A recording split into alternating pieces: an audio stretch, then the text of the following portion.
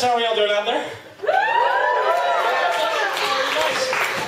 Everybody's looking good, dressed up for Saturday night. Sounds good to me. So, the other day I was having a discussion with my friends, and this topic of favorite rapper came up. Now, for me, this answer is always easy. I love DMX. DMX is my favorite rapper, and I'm very proud of that. And here's why. For those of you that don't really know him, DMX, he's very energetic. All the songs are very catchy, and generally just kick ass, like all around. And he's also got this very unique voice, which is very entertaining. He's always saying like, DMX, and I be the best. You've seen the rest? They looking like they need a rest. You know, so it makes everything he says that much better. And I run into a problem, however, because I really do like to sing along with him. He drops the N-bomb incessantly, so I have a system to get around this. Every time that DMX pulls a hard N, I always like to replace it with my name, Peter. So this works really well for stuff like, hey, yo, where my Peters at? It's perfect. I would say like his vague, ominous threats, like, last time you saw that, Peter? Last time you'll see that, Peter. Or even better, when he's referring to his many enemies as off-brand Peters. So, it's a good system. Now, this has really, enabled me to connect with the music more because I'm saying my name every 5 seconds. So, something I've noticed in one of his songs, Where the Hood At, there's some conflicting messages in it. In the first verse, he is incredibly overtly homophobic. He says stuff like, last I heard it, y'all Peters was having sex with the same sex. I show no love to homo thugs. That's abrasive.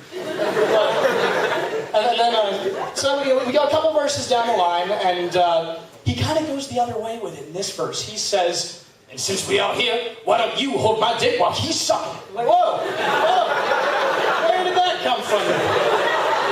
So I was trying to put this together, and what I'm coming up with is, I think during one of his many stints in jail, DMX had some kind of a gay experience, and he's just trying to come to terms with it. So, good luck to you, dude. Help you find some closure. Because clearly you need it. So, in fact, speaking of his time in jail, he's got an interesting criminal record, too. He's been charged with assault, possession of drugs and guns, reckless driving, stuff that any rapper worth his salt has on their record. But he's also got identity falsification. And he's also got criminal impersonation of a federal agent. So I just want to try to piece together that day. How did he get charged with that? How does one become charged with criminal impersonation of a federal agent? So, step by step, let's do the play-by-play here. Step 1, snorts a bunch of cocaine. All right, pretty basic, kind of par for the course with his lifestyle. Step 2, he heads out, and he decides to bring a bunch of guns with him. He's got his reasons, whatever. And maybe some more cocaine for the road. Step 3, he decides to go to JFK, a major New York City airport. Now, correct me if I'm wrong, but in a post-9/11 world, I think a major New York City airport is probably the worst place to bring guns to illegally. That story's not going to end well. Still, he goes, and this brings us to step 4. He does not decide to lay low and avoid attention at an airport like most celebrities. Instead, he decides to actively seek trouble. And he doesn't seek trouble in the normal ways, like pestering the security guards, getting belligerently drunk at the airport bar, or even trying to buy something that's not for sale. What he decides to do is he decides to impersonate a federal agent. Again, one of the worst things you can do in a post-9/11 New York City airport. So, I just have to imagine what that conversation was like, with him just trying to convince people that he's a federal agent.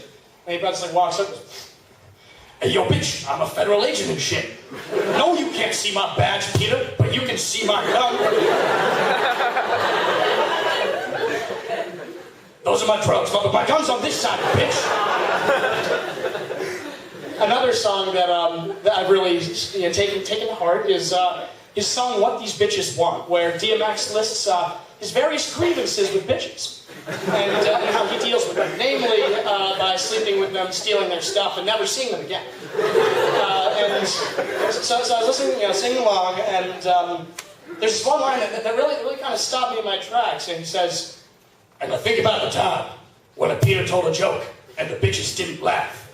I was like, that happens to me all the time.